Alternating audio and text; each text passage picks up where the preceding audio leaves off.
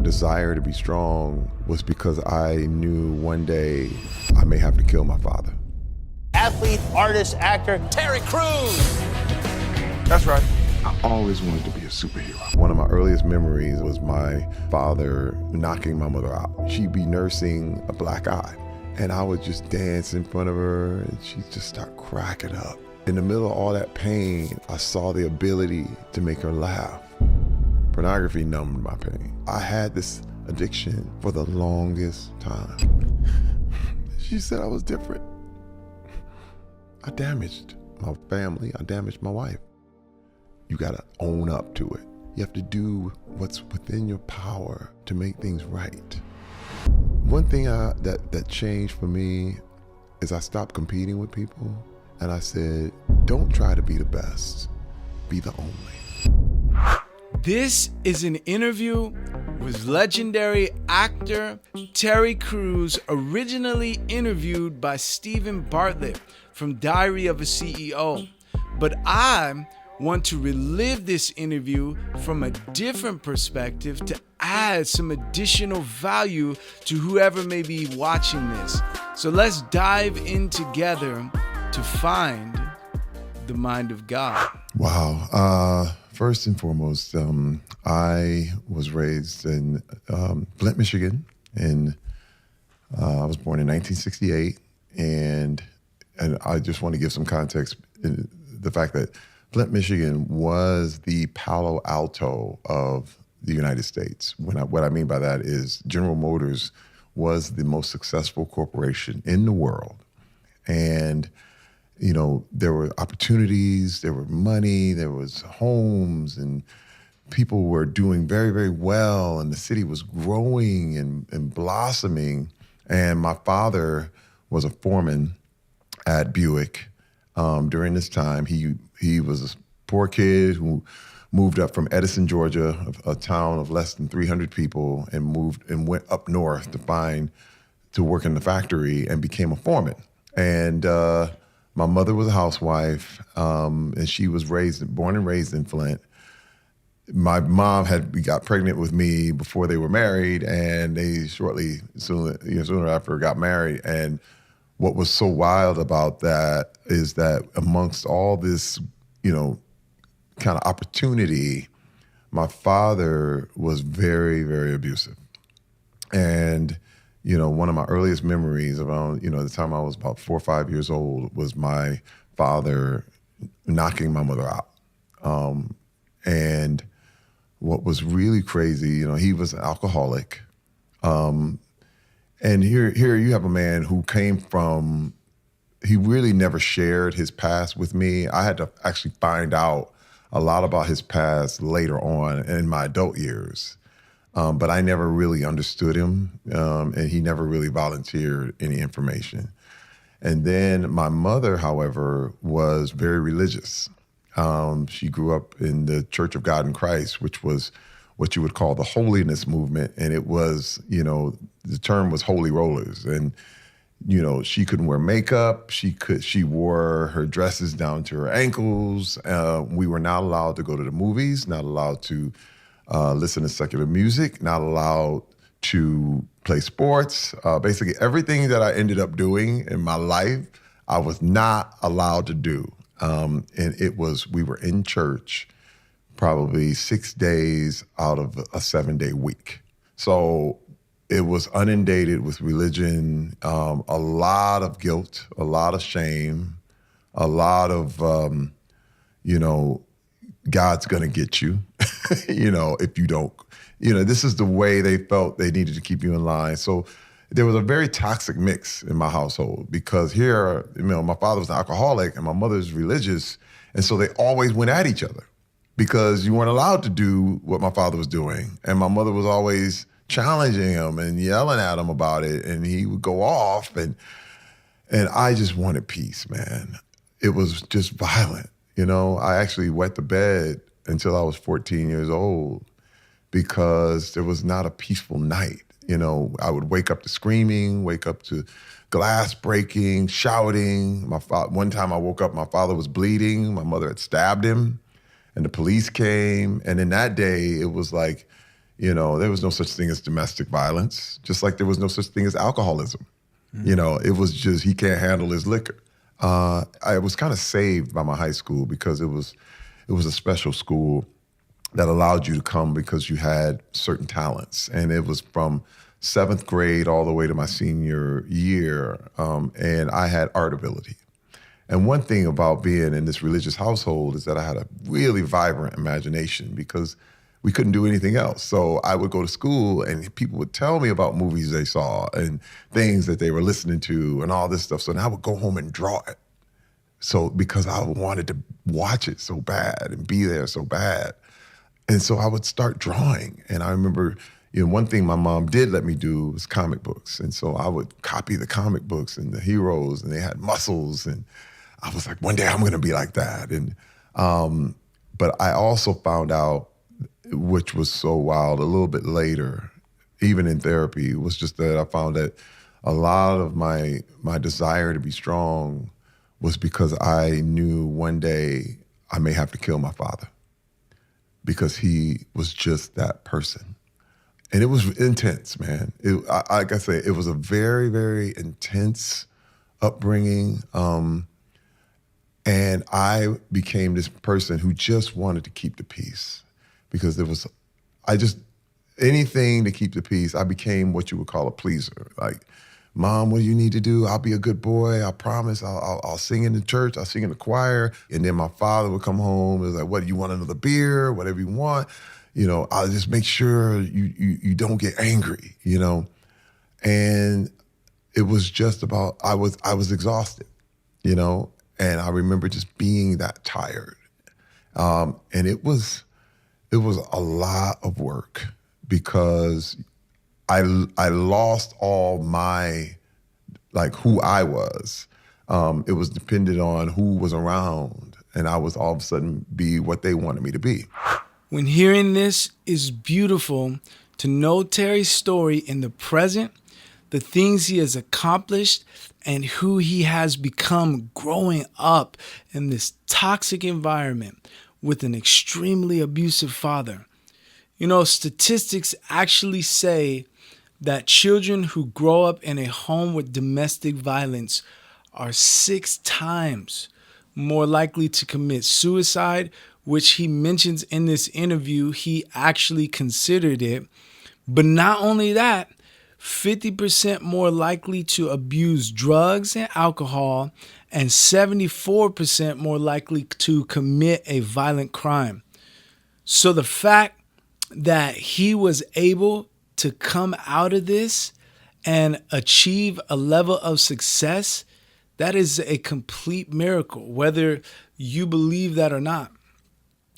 I personally couldn't even imagine being a child and having the thoughts that one day I might have to kill my own father just so that I could protect my mother. No child should have to have their innocence stolen away from them by having to deal with this type of stuff.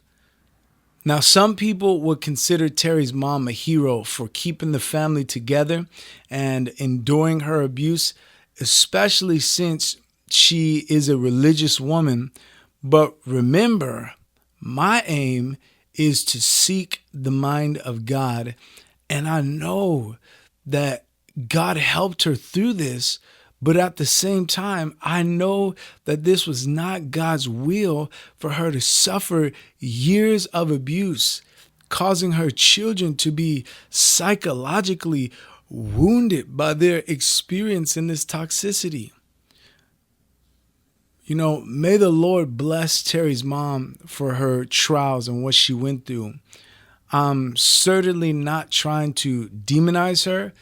No doubt, in many ways, I imagine she was a great mother. But she should have divorced this man. Physical abuse is one of the grounds to divorce your spouse and still be honoring to God.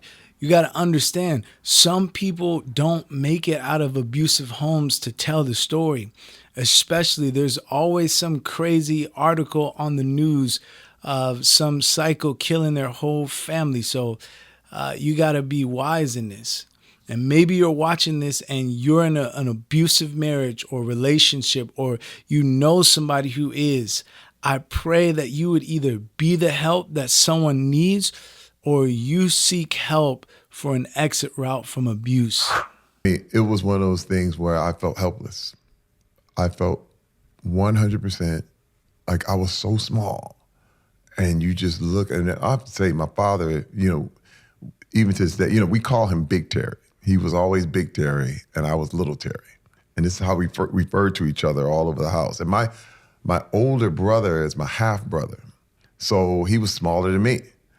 And I just always felt tiny. I remember just looking at his hands, and they were big, giant, calloused hands. And the way he'd walk around the house, you just hear boom, boom, boom.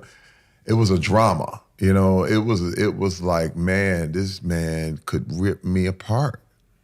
And I had a desire to get strong. I knew I had to one day would have to protect my mom, protect my family, because I remember the nightly news, and they would always tell you all the horror stories. So-and-so kills his whole family. I was always look at the TV and I would say, I think my father could do that. I mean, this is not the thoughts a 7-year-old should be having. But I remember thinking, I wonder if he got mad enough, would he kill us all? And because the rage would just flip. And my father was two people. It was, he would be sober on his way to work, and then he would come home. And when that car pulled up, he would usually go to the bar first. And he was a different person. He was sad. He was crying. He was angry. He would be listening to old soul music on the record player. And this is one of my memories. I even put it in a book. I remember looking at him, and I looked at my father, and I really felt sorry for him. I just remember he coming home, and he's disheveled. He'd been drinking. And the pocket protector was all messed up, shirt was all undone. He used to have short sleeve shirts with a tie, and the tie was off and everything. And he'd just sitting there, and he got a beer in his hand, and he would just be sitting there, and he just looked so sad. And I walked over to him, and I kissed him on the cheek. And he looked at me like I had an eye in the middle of my forehead. He looked at me with such disdain and contempt. And I said, I'll never do that again. It was like, oh, man. Oh, and I felt like he looked at me like it was the worst thing I could have ever done. And I said, okay, that's it. Like, we are clear. You and I, we're clear. I know never to cross that, cross that line ever again. I'll never forget that. I mean, even talking about it now, it shook me to my core, because I expected love and, oh man, it was my son. And it was disdain. He didn't know. He didn't know how to do it. And so that's what it was. And my whole young life, I knew I had to get out, because I didn't want to be a part of this super hyper religious world. There were so many things I wanted to do. I had a lot of dreams. I had a lot of goals. And one thing what was crazy is that my mother loved entertainment. She loved it. We used to sit around and watch the Carol Burnett show together as a family every Saturday night. And I remember watching her laugh, like looking at what made her laugh, and she'd crack up at Carol Burnett. And I said, one day, that's me. Like, I'm gonna make her laugh like that. So I would do things around the house. And I remember she'd be nursing a black eye that my father gave her. And she'd have like some frozen peas on her face. And I would just dance in front of her, and she'd just start cracking up.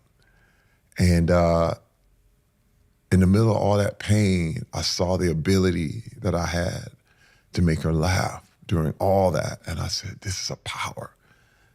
In the middle of this kind of pain, that she's literally in tears laughing at her son, Mm-hmm. And I said, okay, this is how I'm gonna get by this. Again, the pleaser, just make everything better. This is gonna cool everything out, right? And that was most of my existence as a little boy growing up in Flint, Michigan. That's the context. Wow. It's heartbreaking to hear him describe of this time at 5 years old, seeing the brokenness of his father and just wanting to express to him that he loved him. I'm thinking of my son, who is now 6, and the gratitude that I have of his expression when he comes to kiss me on the forehead, and how I would hate to break his heart by responding like he did something wrong by showing me affection. Listening to Terry, it sounds like he wanted two things: to be in a happy, blissful environment and to feel loved and accepted. He mentions that he didn't want to be a part of a hyper-religious world. And I understand in one sense growing up in a religious household, but I don't know enough about the Church of God in Christ to speak against it. But what I would say is that sometimes people can distort standards and holding people accountable to a biblically centered life as being overly religious. This is something I learned in my older years of life and since I became a Christian. To be fair, in Terry's case, I have heard some things about his faith that he grew up in, and it does sound like some things were off first and foremost because the Bible speaks about not being unequally yoked. Meaning, if you're a Christian, you should be dating someone who is also a Christian and shares your Christian beliefs and values. And now I'm speaking about his mom, and I'm not sure if his mom became Christian before or after marriage, but if it was before, then she started her family on a faulty foundation and was not living a Christian life herself, because Terry said in this interview that he was conceived out of wedlock. So placing myself in Terry's shoes, I can see how it would have been very confusing to have to deal with these polar opposites and have to try to process that. And this is such a strategy of the devil. The Bible tells us that he is the author of confusion. He uses confusion to direct us away from truth. What a tragedy in one sense that he was trying to get away from God, but even still today is the one who can give him the acceptance that he was looking for. And I don't know too much about Terry's faith today, but just the way he describes it, he's still in this state of where he, kind of has this bitterness towards religion. And so I've yet to believe that he has truly found what a relationship and a new identity in Christ is supposed to be like. And that's what he needs, and that's where he can really find his acceptance. One thing we do as men is that we tend to numb ourselves, because this is a part of, you feel like you're being tough, you feel like you're being strong. Like, okay, I don't feel that pain. I can't show that pain. I can't. And drinking is a big way of numbing your pain. For me, it was pornography. Pornography numbed my pain. And like I still to this day, I've never been drunk. I've never been high. I don't do that. But pornography was something that took me out. I first discovered porn at about 9, 10 years old. I was over at my uncle's house and he had a chest full of pornography. And this is the thing, it's funny because people have said, well, there's nothing wrong with pornography, with adults and the whole thing. But the problem is that, you never find it as an adult.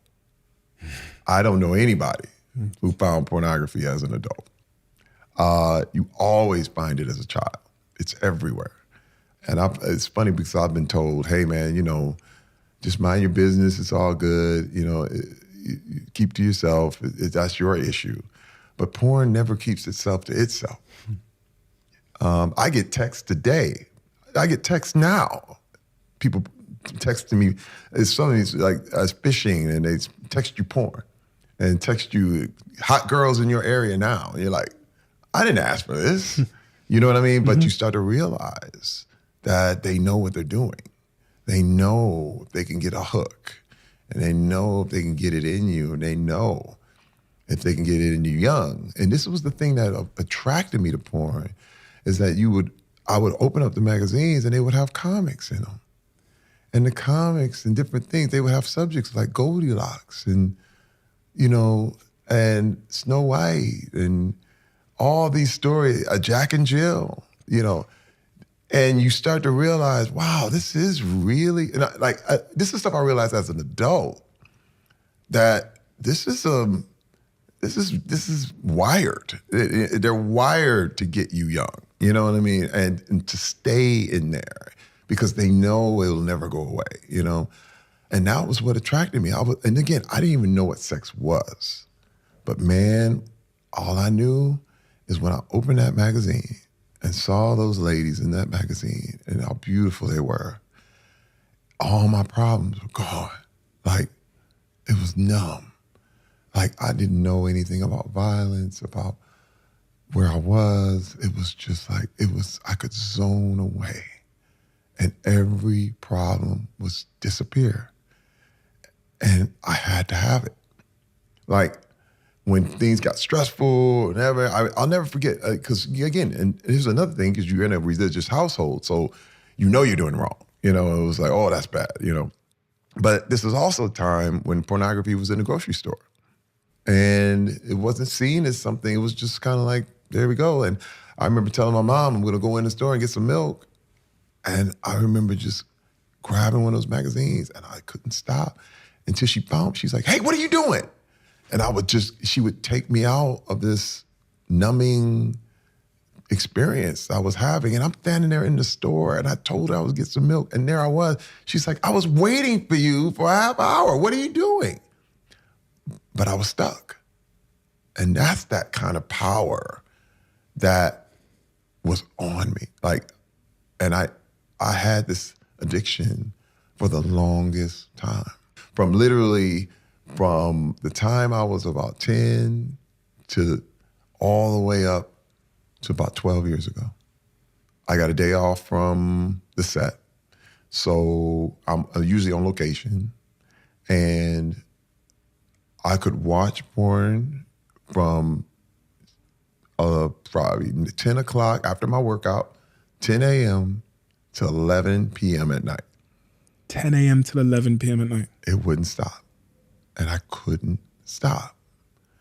And I would go from one to the next, to the next, to the next. And it was, and the fact that I knew that I was in a different place and no one would know me and no one cared, I could indulge and just, it was what you would call a splurge. Like it just couldn't stop. I couldn't, when day turns into night and you're still watching, I knew I had a problem. And when you tell yourself, I'm not gonna do this anymore. And then you go right back. Because what was happening, I found, is, with the porn, it was like I would say, okay, I'm done with that, whatever, and I would feel guilty. But with guilt comes shame. And with the shame says, and shame doesn't say you've done something bad. Shame says you are bad. Like, this is who you are. You're just bad. So what you would do is do a bunch of good things. And you would just work hard and I go good for like 3-4 days and then you need a reward. And what is that reward? Because you did so good. It's porn. And so you go back in and the cycle starts all over again.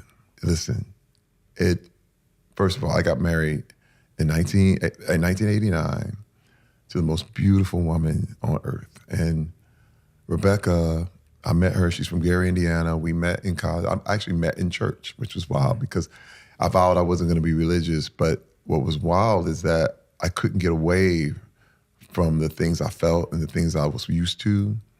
And so I went to church and met her, and she was on the piano, and she was the church leader, the worship leader. And she had a child, just like my mom had a child. And it was a little girl, and she was only 6 months old, and we got married when she was 2. And this was the thing. I thought that once I got married, the porn would go away. I said, man, I got a real woman now. Oh, I don't have to tell her about anything. We just gonna, it was a phase. I'm gonna be out of it. It's gonna be great. And then the first argument, well, do you feel like it? No, I don't feel like it tonight. Okay, I'll be right back. I'm going out to get pornography. And I thought it would I thought it was gonna be my answer to what it was, but I realized it didn't, and I decided that was gonna be my secret. And then you develop a thing where you think if you're in secret, everybody's in secret. Like, I'm sure, this is just the way everybody is.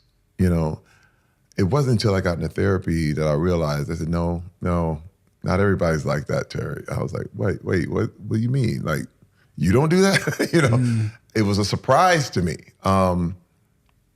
But it was no different than any other thing that would numb you, be it alcohol, be it drugs. And this is the thing too, what I learned, what I thought was awesome was the 12-step program.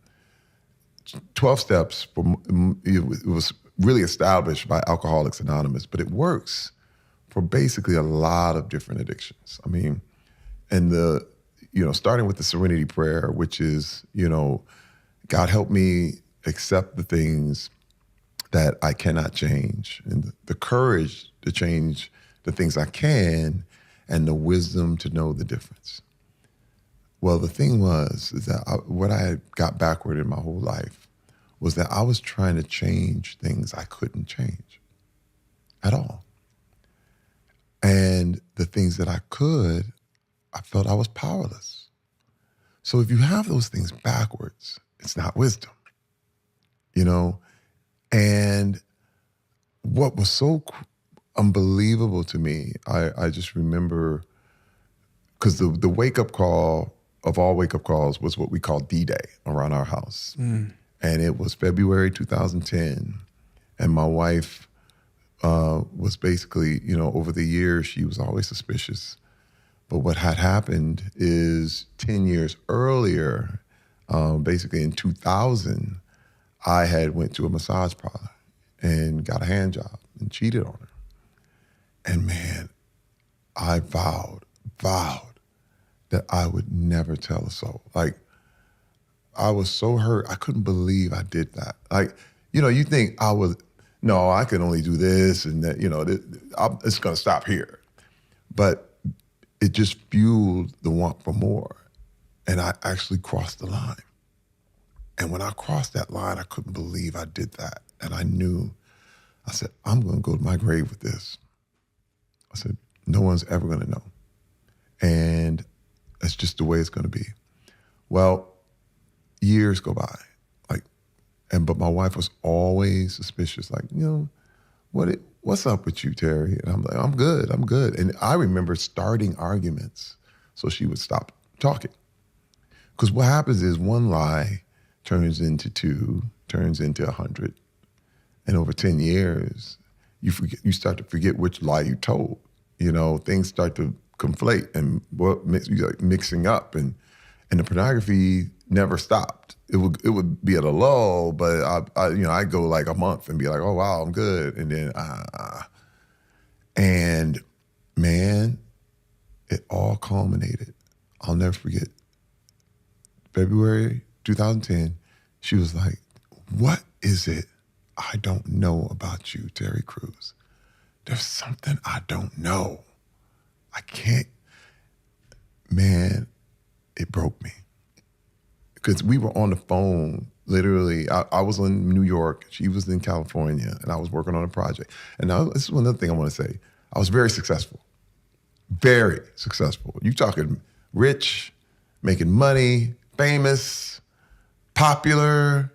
Everybody loved Terry Crews. It was like, wow, Mr. White Chicks, Mr. This, it was phenomenal. Money was rolling in. We were doing well. And I'm like, what she had to complain about? It's a good life, And the question I would ask her, and I would literally ask myself, was like, why doesn't she believe me? When the question I should have been asking is, why am I lying? It's two different, it's the context the same, two different views, And I had blamed her for not believing me. That's how deep it goes. And I'm gonna tell you, success is the warmest place to hide. Nobody's gonna say, hey, maybe you should. You get a lot of sycophants. You get a lot of people telling you, you're right. I had tons of people like, man, you good. In comparison to everybody else, oh my God, you never hit your wife. You bring the money home. You do all this stuff. But I was not real. I was a lie. I was living a lie. And when I told my wife, I heard this gasp on the other end, and I was like, oh boy, I think it's over. And she said, I'm done. She said, I don't know who you are. I have no idea. Because see, to me, it happened 10 years ago. But to her, it happened today. When we are confronted by the imperfections of life, the pain and the sorrows, when life is not going according to the way that we would like it to go, and life is tempting us, it's by human nature to try to find a way of escape. And the unfortunate thing is, due to our sinful nature, the route that we view as a way of escape is typically the wrong one.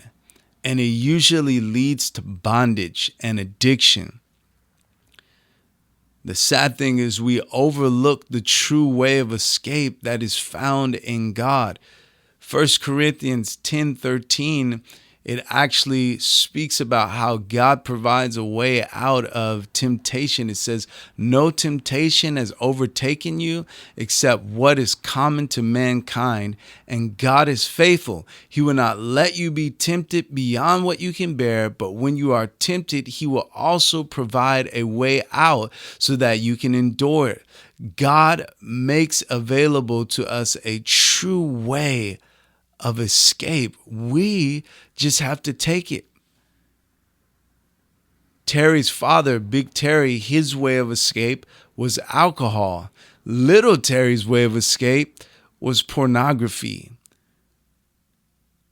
And both of these supposed ways of escape ultimately were both traps to get them ensnared and that the enemy uses. I would like to say Terry stated about pornography that pornography is not a respecter of boundaries, and it's not passive. It's extremely aggressive. He got hooked on pornography at a young age. And the same is true for most people and was true for me. I got hooked at a young age, except for me, as far as I know, it wasn't an escape. I just got wickedly exposed to it and became hooked.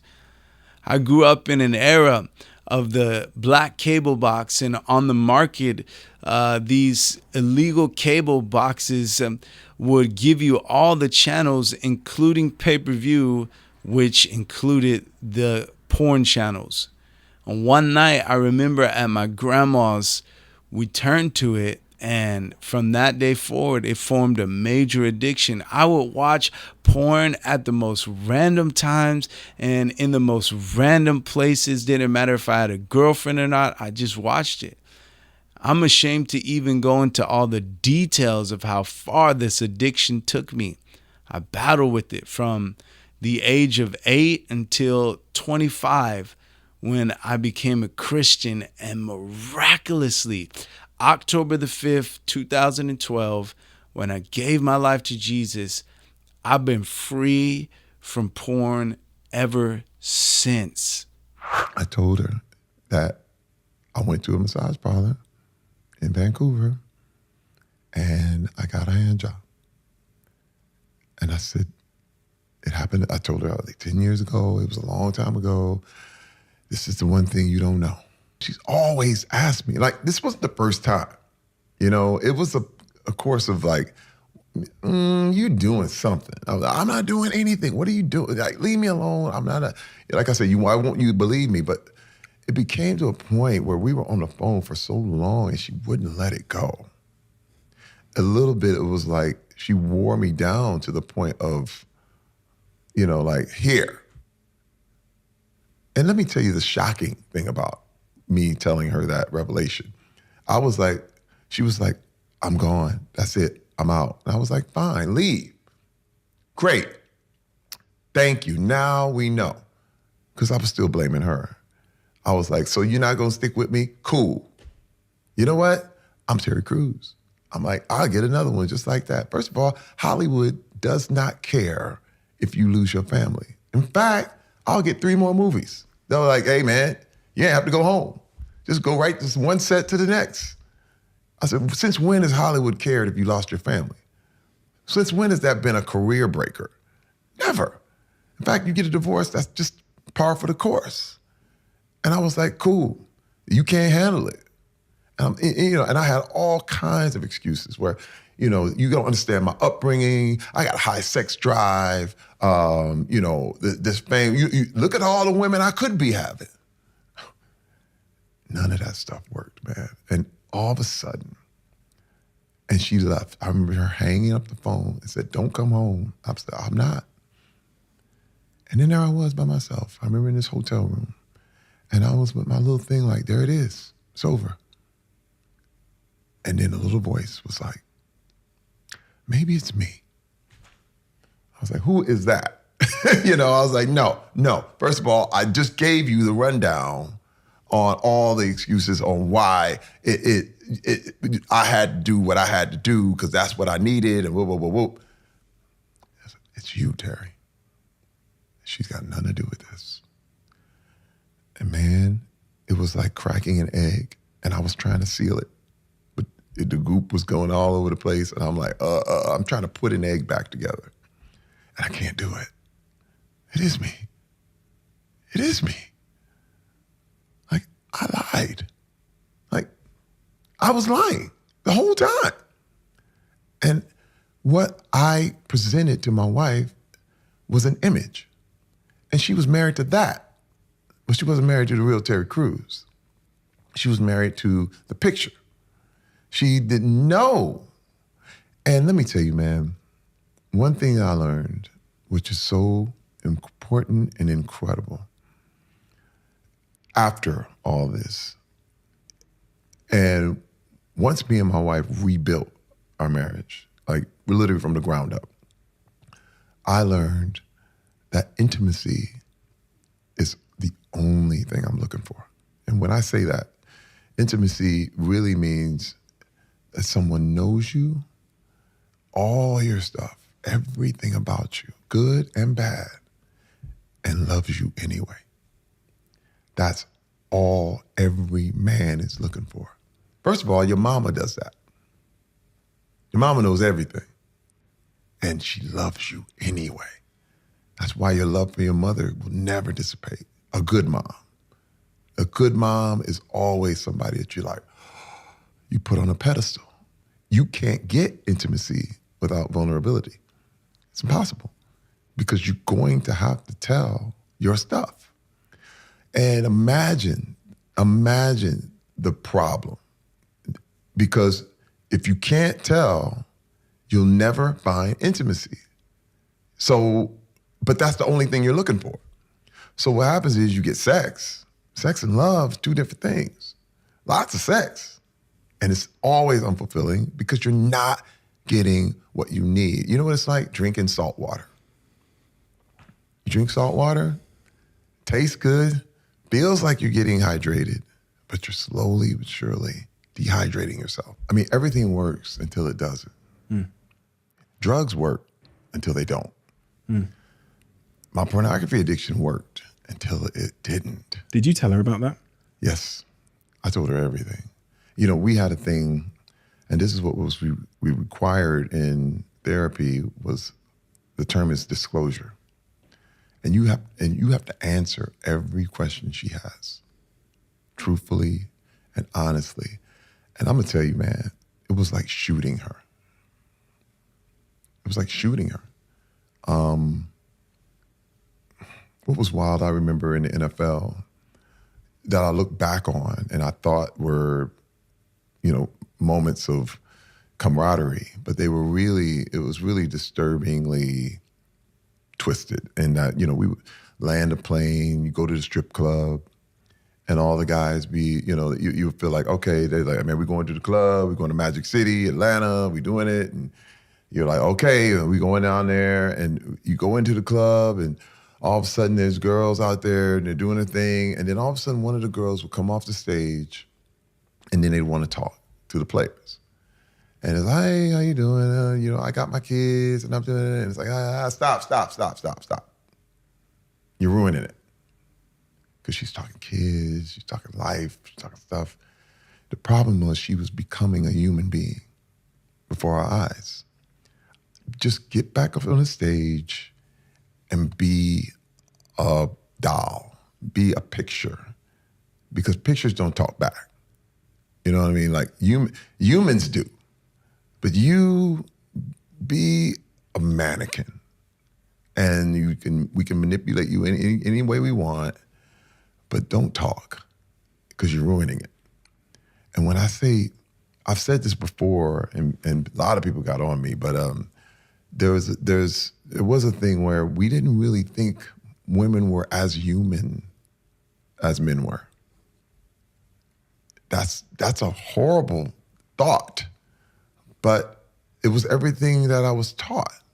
In my culture, it was like, hey man, when you gotta understand, growing up in Flint, in the hood, the whole thing was like, hey man, you better tell your girl something, you better get her in line, and you owned your family. Not like you served them, you owned them.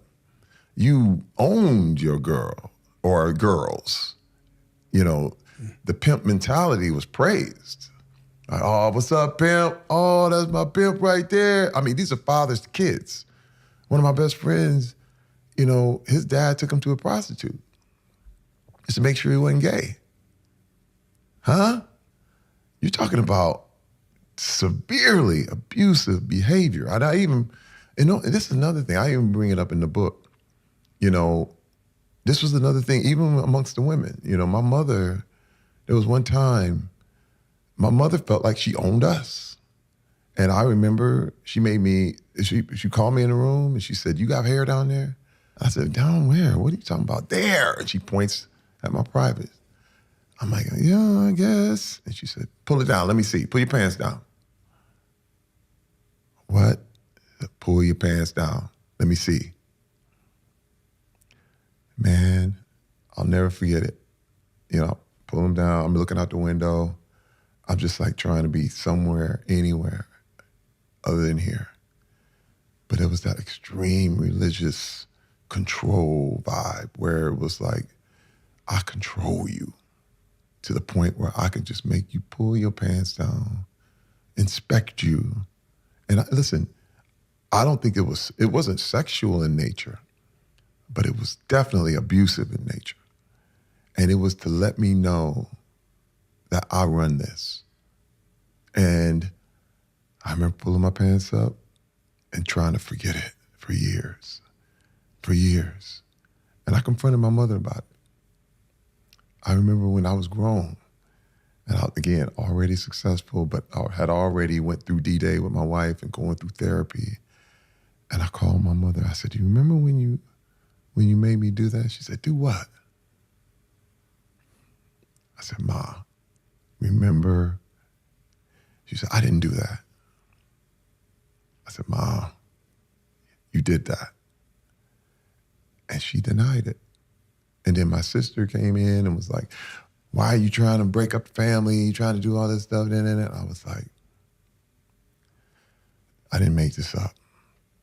And she said, well, if it did happen, I was young and stupid, and and she just tried to excuse it and this thing because it's too painful. It's too painful. No one wants to know they hurt their kids, but it happened.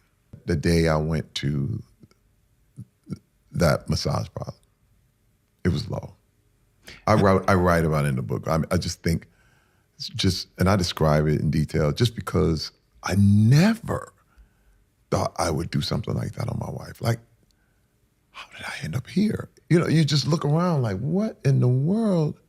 It's like, it's almost like having a faulty instrument panel and you're trying to get to Seattle and you end up in Mexico. You're like, what in the world?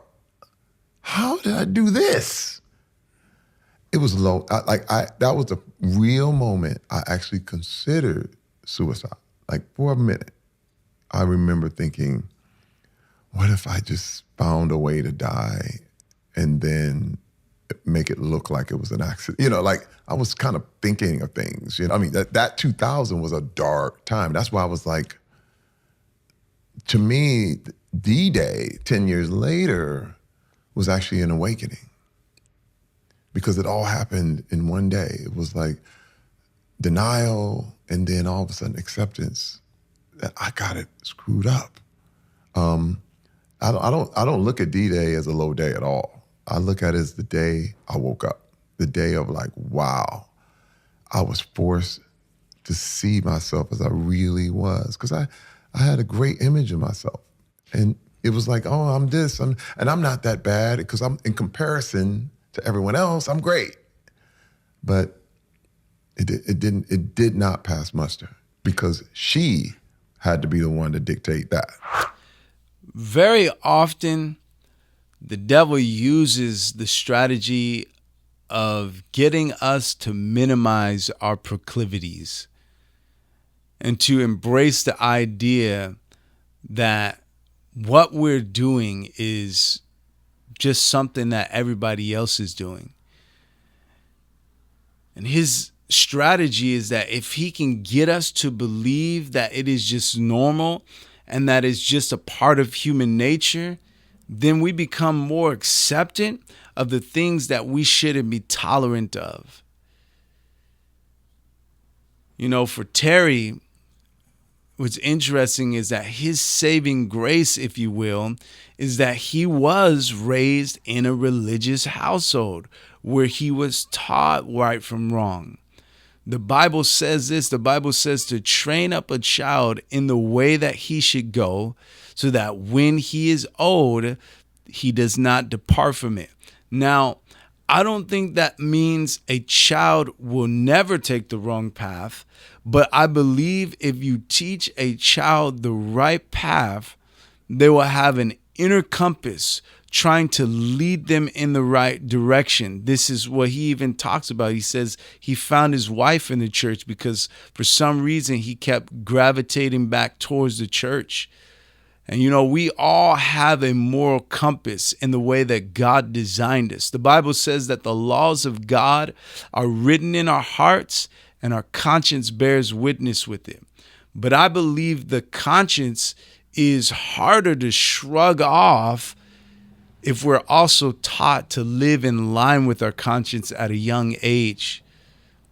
Now, for the record, when Terry speaks about his mother having him pull down his pants as a religious power trip, I would have to push back and say that was far from a religious associated action.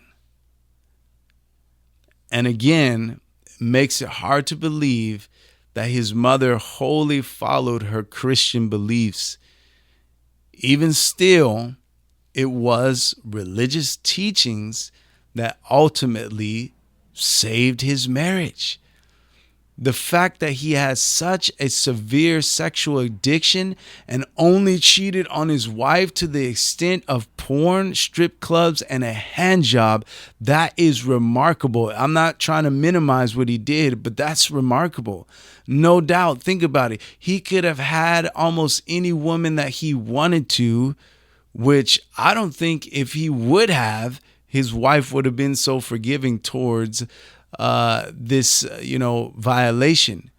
And his marriage, it is a complete miracle of God, and his subconscious inner religious conviction is what kept him from going further than what he did. And my wife looked at me.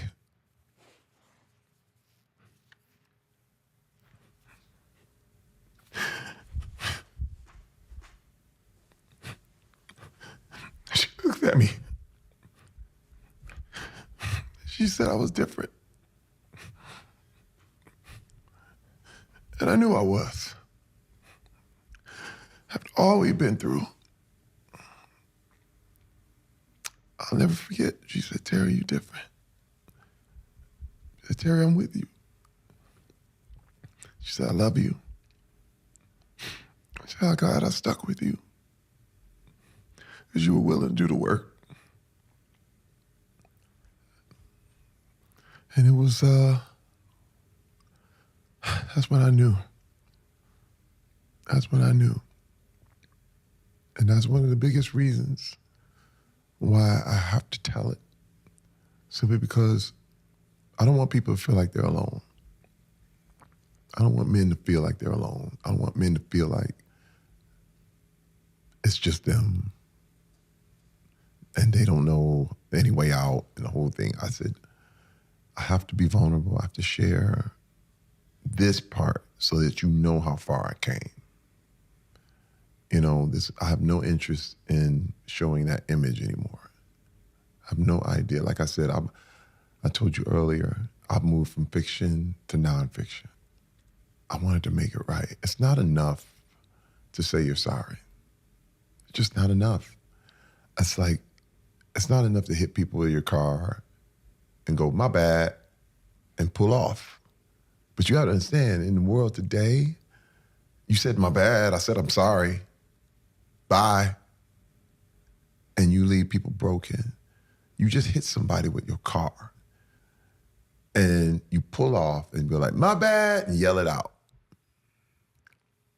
It's not enough. Not enough. I damaged my family. I damaged my wife. And that's when I knew when the person I hit can come back and tell me they love me and they hug me. And they know that I was truly sorry. That's the forgiveness I always wanted. That's what I wanted. And you have to make amends. You have to do what's within your power to make things right. And again, a lot has been said for just, I said I'm sorry and the whole thing, but man, it's just never enough. You have to do the work and you have to pay the price. Like, you have to stay by whoever you hit. You got to wait till the ambulance comes. You got to wait till the police comes. You got to fill out the police report. You got to own up to it. And that's what I did. The vision is, Hollywood and relationship to relationship, just trying to find somebody that would stick with me long enough for the pictures. It's not love, man. This whole thing, it's wild because unless somebody knows who you are and really, really is willing to love you, Hollywood doesn't do that. It doesn't operate like that. In fact, what's so crazy about Hollywood is that they'll make movies about love. Like, the main star will be like, the star will be talking about, oh my God, they'll be like, this great movie that was all about this love relationship, and he's a rapist. That's this town. You know what I mean? And it's wild, but it's real. I mean, it don't make no. It's the same thing that happened to me when my own agent assaulted me, and I went to the head of the motion picture department, and I was like, "Hey, man," I said, "This dude, you can't molest the clients."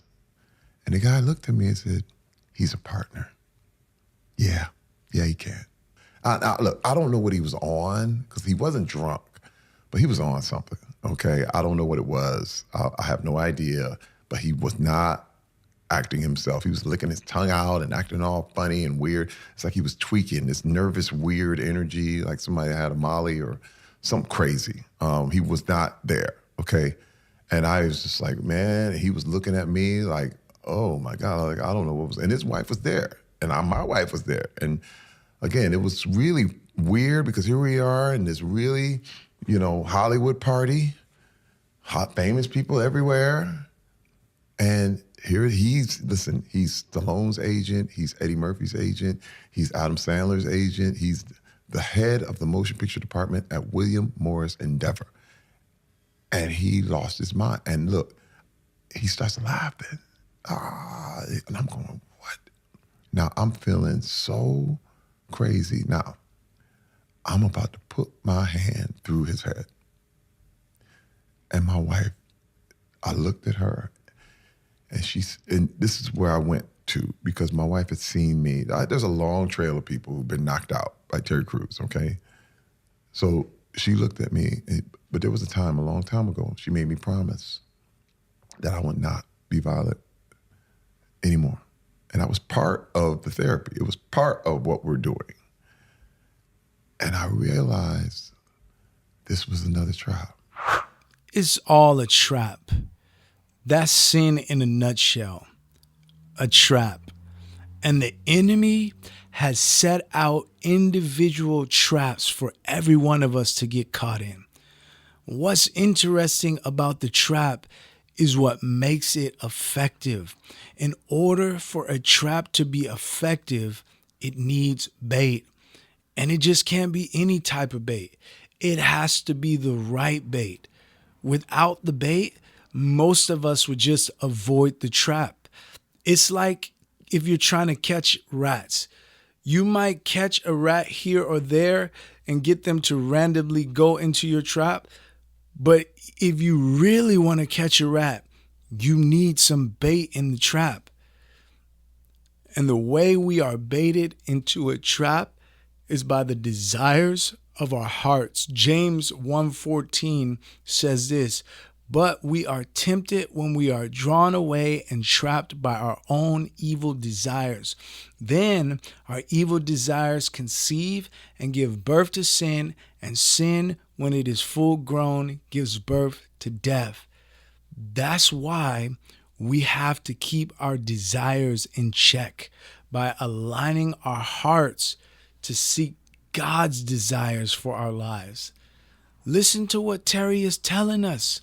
He's exposing the reality that Hollywood is a facade. They portray what they want you to see in the public spectacle, but there are secret lives and secret agendas behind the scenes. Someone who acts all lovey-dovey in a movie but is a rapist in real life. And the issue is, these are the people that we collectively allow to influence the nation, to influence the world. People that can't even be trusted. That's why they portray this fairy tale, artificial love in all of their movies. Too many out there are in pursuit of artificial love instead of true love. You know, the love of God is the greatest love that you could ever experience. 1 John 15:13 says this, greater love has no one than this, that someone would lay down his life for his friends. That is what Jesus did for us. That is the love we all should be pursuing. And I love the analogy that Terry uses about how he had to make things right with his wife. and not just say, I'm sorry and ask for forgiveness. He likened it to someone who runs into someone else's car, causes damage, and then pulls off and just says, oops, my bad, and just keeps it pushing. You can't do that. That's wrong. And most of us would agree on that. Now, if that's not okay to do in a car accident, if that's not okay to do after cheating on your wife, why does most of the world think that that's okay to do to God? Oops, my bad, God. I just did some damage by sinning here. Oops, man, I did it again. God, I'm sorry. And it's this repetitive cycle of expecting God to forgive without making things right. You can't do that. For forgiveness, you have to do what Terry did. You have to make things right. And the way that you do that biblically is repent. Change your way of thinking when it comes to the way that you live your life. Turn from your disobedience to obedience. That's how you make things right. That's how you receive the forgiveness of God. I encourage you, if you know that you have blown it in life, you've messed up in your relationship with God, you lived a life of sin, don't wait forever. Get things right with God. Thank you for watching this video. I appreciate you greatly. I know your time is valuable, and my hope is that this video added some type of value to your life. And if it did, help us to grow. Help us to add value to even more people's lives by choosing to like this video, partnering with us by becoming a subscriber, and then sharing this video with somebody else. I would also love to hear your opinion on mine or Terry's part of this interview. And if you got a little more time on your hands, I recommend you watch this video that YouTube is suggesting for you to watch. I believe it would also add some value to your life. And until the next time, let's keep the mind of God.